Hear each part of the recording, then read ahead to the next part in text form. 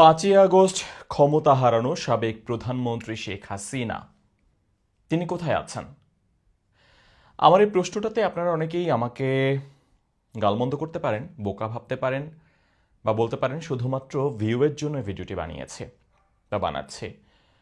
গতকাল রাত 11:30টার দিকে ফেসবুক স্ক্রল করছিলাম, হঠাৎ করে আওয়ামী লীগ সমর্থিত একটি ফেসবুক পেজ, যেটির নাম এ টিম, সামনে এলো এবং সেখানে যখন আমি ক্যাপশন দেখলাম যে সাবেক প্রধানমন্ত্রী শেখ হাসিনা লাইভে রয়েছেন ফেসবুকে, সেটি দেখলাম এবং খুব স্বাভাবিকভাবে অনেক আগ্রহ নিয়ে তার কথা শুনছিলাম। তার বক্তব্য এর আগেও শুনেছি, কিন্তু গতকালকের যেই আলাপচারিতা সেটা কোনো বক্তব্য ছিল না, এটা ছিল আলাপচারিতা অনলাইন প্ল্যাটফর্মে লাইভে। সেখানে শেখ হাসিনাকে অনেকটাই ভারমুক্ত দেখতে পেয়েছে। বক্তব্যের কোনো কোনো পর্যায়ে, আলাপচারিতার কোনো কোনো পর্যায়ে তিনি হাসছেন এবং তার মধ্যে নির্ভার একটা ব্যাপার দেখতে পেয়েছে। তবে যেটা বেশি আমাকে অবাক করেছে, পুরো বক্তব্যে দুইটা বিষয়ে কথা বলার সময় শেখ হাসিনা তার নিজের অবস্থান নিয়ে ধোঁয়াশা তৈরি করেছেন। আমি জানি না এ টিমের গতকাল রাতে প্রচারিত সেই ফেসবুক লাইভটি আপনারা যখন শুনবেন অডিও, আপনাদের মনে এ ধরনের প্রশ্নের উদ্রেক হয় কিনা। নাও হতে পারে এবং অবশ্যই আমি ভুল হতে পারি, সেটার জন্য আমি আগেভাগে ক্ষমা প্রার্থী। যেহেতু বাংলাদেশের আইনে 9টি আদালত কর্তৃক নির্দেশনা রয়েছে সাবেক প্রধানমন্ত্রী শেখ হাসিনার বক্তব্য প্রচারে, তাই স্বাভাবিকভাবেই তার বক্তব্য প্রচার করতে পারছি না বা করব না।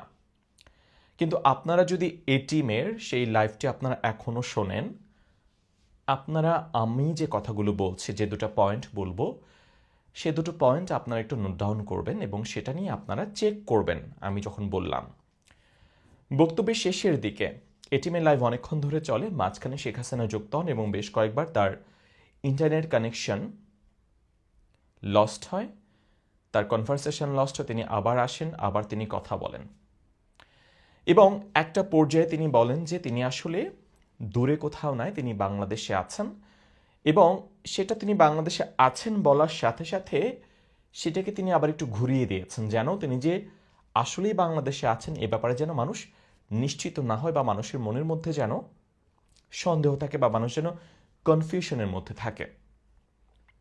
তিনি বলেছেন বাংলাদেশে আছে, এ ধরনের শব্দ তিনি উচ্চারণ করেছেন। আপনারা যদি পুরো লাইভটা শোনেন আপনারা সেটা বুঝতে পারবেন।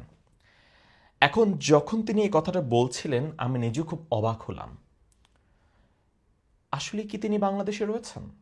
এবং শেখ হাসিনার অবস্থান নিয়ে অনেক প্রশ্ন আমি এর আগেও অনেকবার তুলেছি এবং আপনারা দেখবেন এই প্রশ্নগুলো সোশ্যাল প্ল্যাটফর্মে মোটামুটিভাবে ঘুরছে।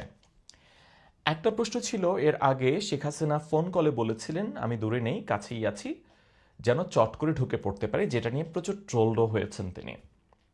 সেটা ছিল তিনি কাছে রয়েছেন।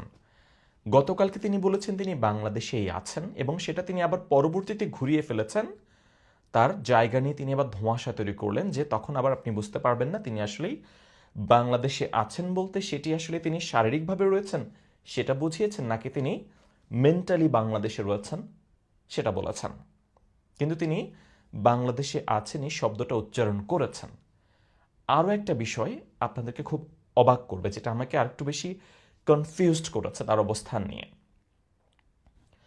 এবং সেটি হলো বক্তব্যের প্রায় শেষ পর্যায়ে তিনি বেশ কয়েকবার তিনি তার বক্তৃতা শেষ করছিলেন, আলাপচারিতা তিনি তার কথোপকথন তিনি শেষ করছেন, বেশ কয়েকবার তিনি খুদা হাফেজ বলেছেন, পরবর্তীতে আবার প্রসঙ্গক্রমে তিনি আবার নতুন করে কথা বলা শুরু করছেন, আবার তিনি খুদা হাফেজ বলছেন এবং একটা পর্যায়ে তিনি বলছেন তার বিরুদ্ধে যেই মামলাগুলো হয়েছে সেই মামলাগুলো সম্পর্কে তিনি বলছেন, ডক্টর মোহাম্মদ ইউনূস সাহেব যিনি বর্তমান অন্তর্বর্তীকালীন সরকারের প্রধান, তার বিরুদ্ধে যে মামলাগুলো হয়েছিল তিনি সেটা রেফারেন্স টেনেছেন, নানান বিষয় নিয়ে তিনি কথা বলছেন।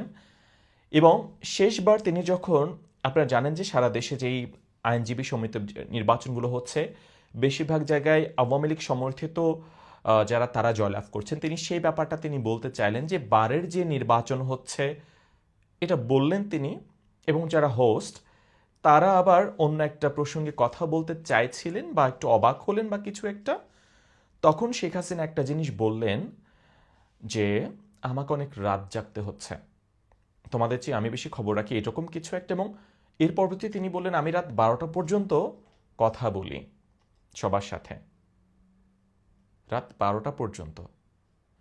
এখন দেখেন এখানে টাইম জোনের একটা বিষয় রয়েছে। যদি তিনি দিল্লিতে থাকেন, যেটা আমরা জানি সবাই বলা হচ্ছে, তাহলে তো নিশ্চয়ই সময়টা ঠিক 12টার কাছাকাছি হতো। তিনি কথা বলা শেষ করতে চাইলেন, তিনি টাইমটাও নির্দেশ করলেন কথা বলতে গিয়ে। সেখানে তিনি বলছেন যে তিনি 12টা পর্যন্ত কথা বলবেন বা বলছেন, বা এই যে তিনি লাইভে যুক্ত হলেন এটিএমের সঙ্গে, সেটার জন্য তিনি 12টা পর্যন্ত সময় তিনি ফিক্সড করেছেন, বা তিনি 12টা পর্যন্ত এখানে বক্তৃতা করবেন বা তিনি কথা বলবেন।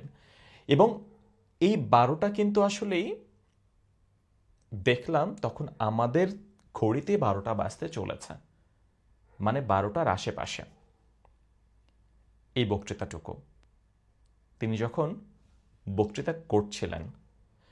তো এই সব কিছু মিলিয়ে আসলেই আমার কাছে কেন জানি মনে হচ্ছে এখানে একটা ধোঁয়াশার বিষয় রয়েছে। সেই ধোঁয়াশাটা কি? সেটা হচ্ছে শেখ হাসিনা যখন বাংলাদেশ ছেড়ে ভারতে চলে গেলেন, আমরা শেখ হাসিনার মতো এরকম, এই মুহূর্তে তিনি বাংলাদেশে ঘৃণিত, বাংলাদেশের মোস্ট ওয়ান্টেড আসামি, সব ঠিক, কিন্তু তারপরও তিনি বাংলাদেশের অন্যতম একজন ভিভিআইপি। তাকে নিয়ে আলোচনা চলছে, তিনি না থাকলেও 6 মাস ধরে চলছে। 6 মাস হয়ে গেছে তিনি দেশ ছেড়ে চলে গেছেন। এই মানুষটির একটা সিঙ্গেল ফটোগ্রাফ কেউ দেখাতে পারল না, কেউ পারেনি। অথবা যে বারবার করে বলা হচ্ছিল তিনি, তার নেটওয়ার্ক ইস্যু রয়েছে। ধরেন দিল্লিতে যদি তিনি থাকেন, তাকে কি দিল্লি সরকার এমন কোনো জায়গায় রেখেছে যেখানে নেটওয়ার্ক ইস্যু হতে পারে? নাকি তিনি অন্য কোথাও রয়েছেন? শেখ হাসিনাকে যেখানে রাখা হয়েছে তেমন একটি জায়গায় যেখানে তিনি ওভার দ্য ফোনে তিনি গত প্রায় 6 মাস ধরে তার নেতাকর্মীদের সঙ্গে আলাপ আলোচনা করছেন, দেশের রাজনীতির, আওয়ামী লীগের রাজনীতি কন্ট্রোল করছেন। তাকে ভারত সরকার কি এমন কোনো জায়গায় রাখবে যেখানে নেটওয়ার্কের ডিস্টারবেন্স থাকবে? এটাতে যখন 3টা বিষয় গতকালকের বক্তৃতায় তিনি একবার বলছেন তিনি দেশে রয়েছেন, একবার বললেন তিনি 12টা পর্যন্ত কথা বলবেন সবার সঙ্গে, এবং তার নেটওয়ার্ক ডিস্টারবেন্স। এই 3টাতে কেন জানি মনে হচ্ছে শেখ হাসিনা আসলে কি তাহলে দিল্লিতে রয়েছেন, নাকি পর্দার অন্তরালে আমরা আসলে এমন কিছু জানি না যেটা ঘটেছে, বা এমন কিছু আমাদেরকে কি বোঝানো হচ্ছে আমাদের জনগণকে? কারণ শেখ হাসিনার চলে যাওয়ার কোনো ফুটেজ আমরা পাইনি। কেন পাইনি? কেন সেনাবাহিনীর ক্যান্টনমেন্টে আশ্রয় নেওয়া 600-র মতো আওয়ামী লীগের নেতাকর্মী বা ব্যবসায়ী, তাদেরকে আর ধরা হয়নি? কয়জনকে ধরা হয়েছে? হাতে গোনা। পলক, আনিসুল, সালমান এফ রহমান, ফারুক খান, কামাল আহমেদ মজুমদার, আপনি হাতে গুনে শেষ করে ফেলতে পারবেন। সংখ্যাটা 600-র মতো, 600-র অধিক। কোথায় তারা? হাওয়া হয়ে মিলিয়ে গেল। সরকার কঠোর বিচার করবে প্রতিনিয়তই হুঙ্কার দিচ্ছে। বিচারে যদি করা হবে তাহলে ধরা কেন হলো না? আমি জানি আমার ভিডিওটি পুরোপুরি একটা ভুল ভিডিও হতে পারে, সেটার জন্য আমি আগেই ক্ষমা প্রার্থী আপনাদের কাছে। কিন্তু আমি শেখ হাসিনার বক্তৃতা শুনে আমার অনেকটা তাই মনে হলো, এবং এই প্রশ্নগুলো আমি যে নিশ্চিত হয়ে বলছি তা তো নয়, আমি নিজেই সন্দিহান। এবং আমি জানি না আপনারা কেউ তার এই আলাপচারিতা শোনার পরে আপনাদের কি মনে হয় কিনা এ ধরনের কোনো কিছু, সেটা আমাকে অবশ্যই একটু জানাবেন। ধন্যবাদ দেখার জন্য।